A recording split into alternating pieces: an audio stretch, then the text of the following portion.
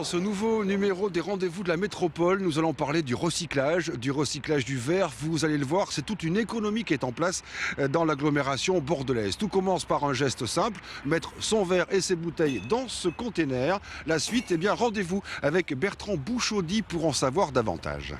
Combien de bornes y a-t-il de ce genre-là dans l'agglomération ?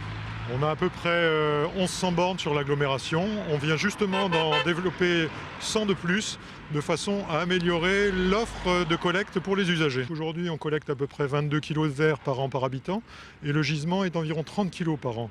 Donc, encore un petit effort pour les usagers. De notre côté, on développe l'offre et on devrait arriver à avoir de meilleurs résultats encore. Alors vous allez voir ce que représente le recyclage du verre, approchez-vous, parce que des bornes comme celle-là, donc on a dit, il y en a beaucoup sur la Cube, sur l'agglomération. Après, il faut les enlever. Combien de tonnes de verre ça représente chaque année ? Alors c'est toute une organisation pour enlever chaque année près de 17 000 tonnes de verre. Cette année, nous avons progressé de 1000 tonnes grâce au déploiement des bornes à verre supplémentaires.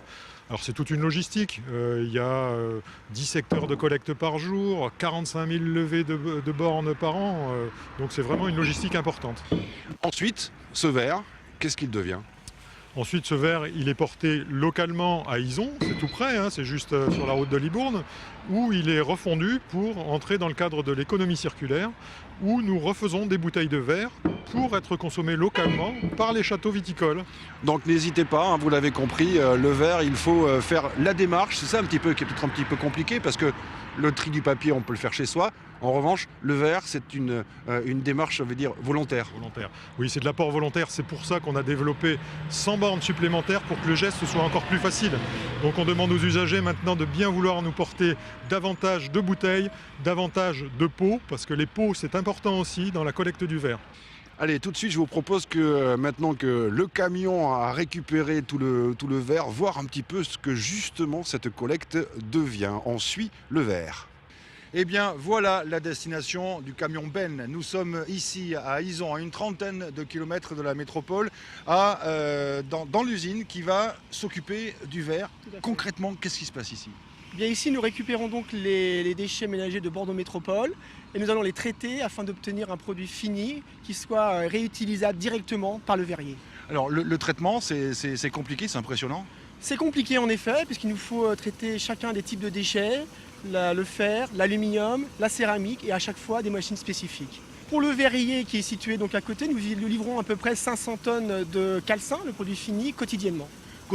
Et dans chaque tonne, il faut qu'il y ait moins de 15 grammes, c'est ça, de produit qui ne peut pas être brûlé. Tout à fait. Alors en fait, un des objectifs en effet, c'est d'enlever le maximum de ce que nous appelons les infusibles, des produits qui ne seront donc pas fondus par le verrier.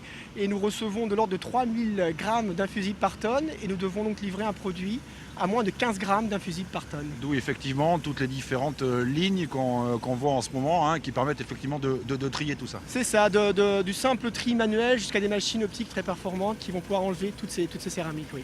Le produit fini, regardez, il est là. Alors non, ça n'est pas du gravier, approchez-vous.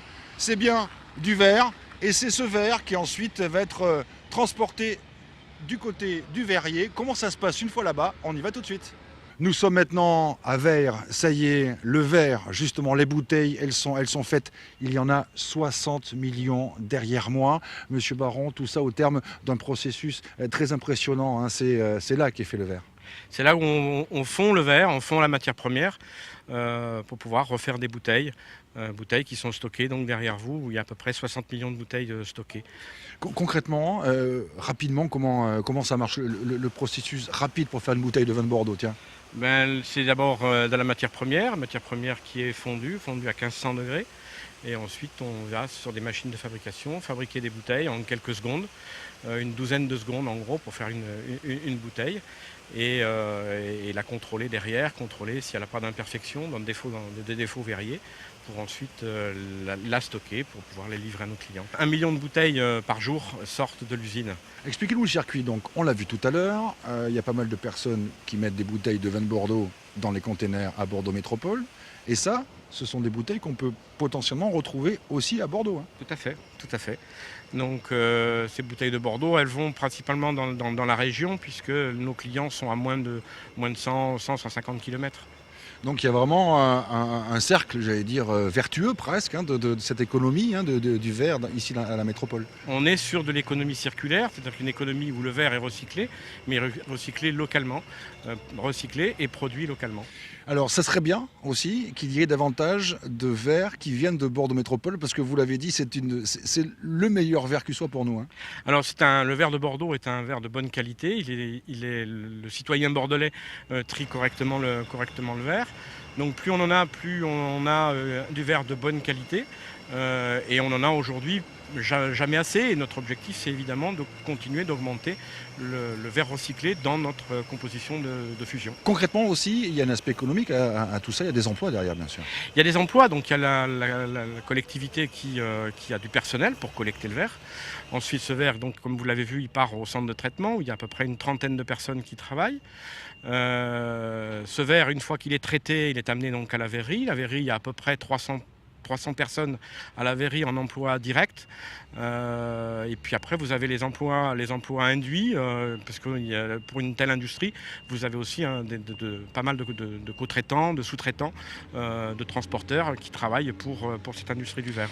Eh bien voilà, vous savez maintenant tout ce qui se passe après que vous ayez fait ce geste simple de mettre votre bouteille. Vous l'avez vu, une fois que les fêtes sont terminées, par exemple, vous mettez les bouteilles dans les bacs. Et bien après cela, voilà ce que cela devient. Après, on l'a bien compris, une économie tout à fait circulaire ici et propre à Bordeaux Métropole. Donc un geste simple qui peut faire beaucoup.